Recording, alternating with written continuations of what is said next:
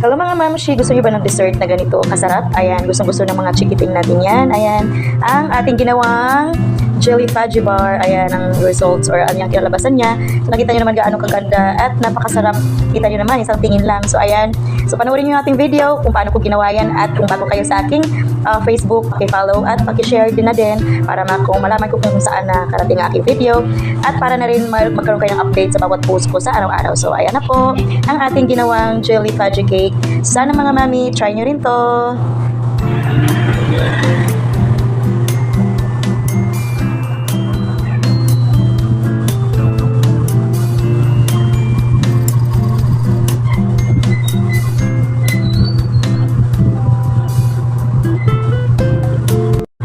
So mga mami, magsimula na tayo. So ayan nga ating mga ingredients na ating kailanganin sa ating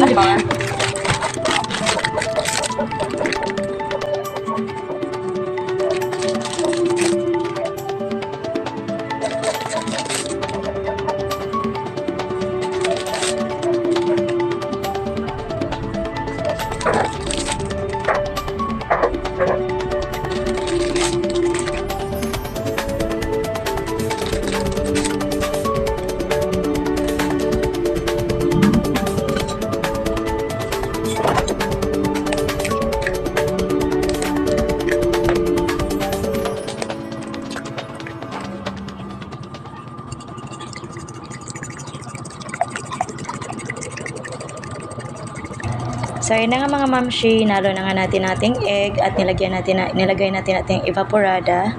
So ayan, halo-haluin lang natin, i-mix lang natin ng maigi para lang matunaw lahat ng ating egg. So ayan, ilagay natin ulit ang ating kondensada. So make sure lang na halo-haluin ng dahan-dahan para hindi matapon kasi ang pinaglagyan natin ngayon guys ay itong mangkok lang na malaki. So kung meron kayong lagayan na mas malaki, mas maigi. So ayan, dahan-dahan lang sa paghalo. At lagyan natin ng vanilla flavor para lang maging mabango ating niluto. So ayan, dahan-dahan ng paghalo para hindi matapon at saka dahan-dahan lang para lahat ma-dissolve. So ayan, halo-haluin lang natin lahat ng ingredients para matunaw. So guys, kung bago lang kayo sa aking Facebook, sana i-follow nyo ko at i-share na rin ang aking video para marami pa kayo makita sa sunod. So ayan na nga guys, nagpakulo tayo ng tubig. So naglagay lang tayo ng 3 cups ng water.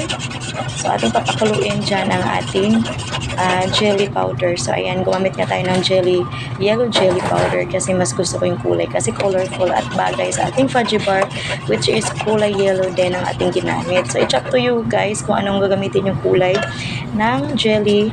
Optional naman yan at kung anong kulay ng fudgy bar din. So ayan, papakuluin lang natin yan. So aside sa pagpapakulo niyan, kailangan natin haluin ng haluin para hindi siya magbuo-buo ang ating jelly. So kailangan non-stop yung inyong paghalo dyan at tapos niyan isunod natin ang ating minix na kondensada. So nilagay natin ang toppings guys. So gumamit tayong kutsara para hindi maano yung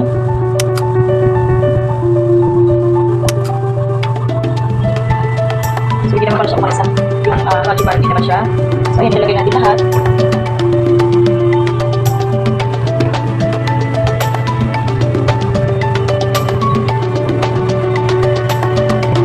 At mamaya papalabigin natin yan at ginawa naman tayo ng ating toppings. So ilagay natin.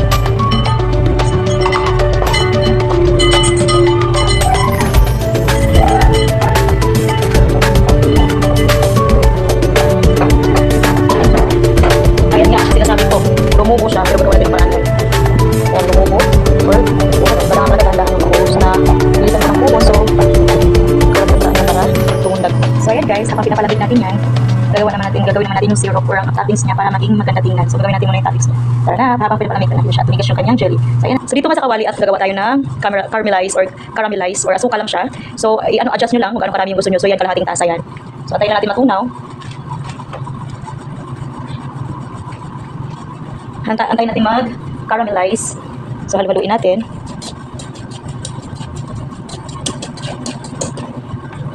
Antayin natin mag-caramelize ang sugar na red or brown sugar.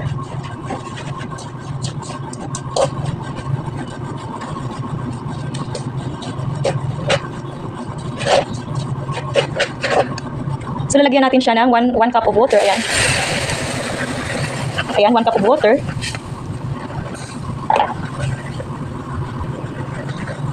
At maglagay tayo ng 1 tablespoon ng cornstarch dito para lang maging malapot ang ating caramel. So, antayin natin kumulo. So, lumaluin lang natin para hindi maging buo-buo ang ating sauce mamaya.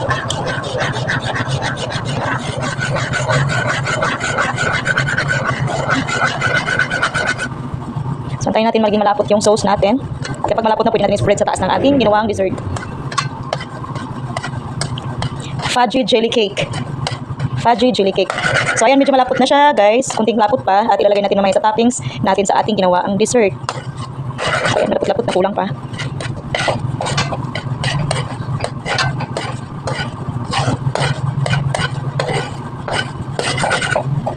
So, pwede na to. Luto na. Ayan, oh. Caramelize na. So, ayan. Lagyan natin sa toppings natin. So, let's go. So, ito na yung ginawa natin, guys. At para lang maging maganda tingnan, medyo malambot-lambot pa yung jelly natin. So, lalagyan natin ng toppings na hindi mawala ang ating raisins. Ayan, bago natin pahiran ang ating syrup. So, para lang maging maganda ang kanyang looks or ang kanyang outcome. Ayan. So, ayan. Mas maganda din dyan kung bulbulan nyo ng cheese. It's up to you kung anong gusto nyo gawin or anong i-toppings nyo sa inyong mga merienda as long as nakainin yung mga chunakis. So, lalagyan na natin ang ating mahiwaga syrup. Lalagyan na natin. Ayan. So, yun yung ano niya, yun yung purpose ng syrup na ito, ng caramelized syrup. Mas maganda nga ito kung may butter pa yung melted butter. So, depende nga sa inyo, discarding nyo na yan. Nakalimutan ko maglagay ng butter, so kulang pa maglagay pa tayo ulit. So, ganyan lang. Imasa nyo lang sa taas. Ayan, ayusin nyo yung mga raisins nyo. Ibalik nyo lang kasi dapat pala na pa yung syrup. Pero okay na yan, paras lang din naman yan. So, ayan. Marami pa tayong syrup, so babalikan natin ulit.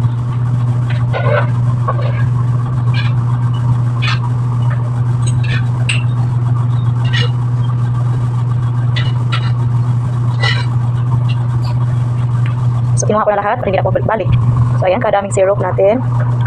So, hindi masyadong matamis itong ating syrup kasi tama lang naman yung ano niya, medyo mapait-pait na kunti nga eh. Hindi masyadong matamis. So, ayan, dami. Hindi tinipid sa syrup. So, napaka-nice. Sumubra naman sa syrup ang ating ginawa ngayon araw na ito na dessert. So, ito ang fudgy jelly cake na ating ginawa. So, ayan, papakita ko sa inyo mamaya kapag malamig na. So, i-ref natin yan. Kung walang ref, pwede naman kahit bumili na lang kayo ng yelo at papatungan nyo ng yelo tapos itigas siya, malamig siya. Ang sarap niya talaga, guys. So, may papakita ko yung outcome niya. So, ready na para doon i-ref ang ating ginawang jelly fudgy cake. So, ayan, nalagyan natin sa ref. So, nandiyan, na-ref muna natin. So, malamig na yun mamaya. Masarap na kainin. I-ref natin ng around 20 minutes, malamig na yan, or 30 minutes, or kahit ilang araw pa, hindi masisira yan. So, ayan, basta nasa ref lang. So, ayan ang ating video for today. Sana panoorin yung recipe at kung gayahin, magayan ninyo. Magayan, napaka-easy lang po ng mga mamshi para sa ating mga chikiping. Pwedeng pambaon at pwedeng pamerienda nila. So, ayan na. Good afternoon. Gawa ng ating fudgy jelly cake. So, ayan, hihiwain na natin kung anong itsura. So, gaganyanin natin.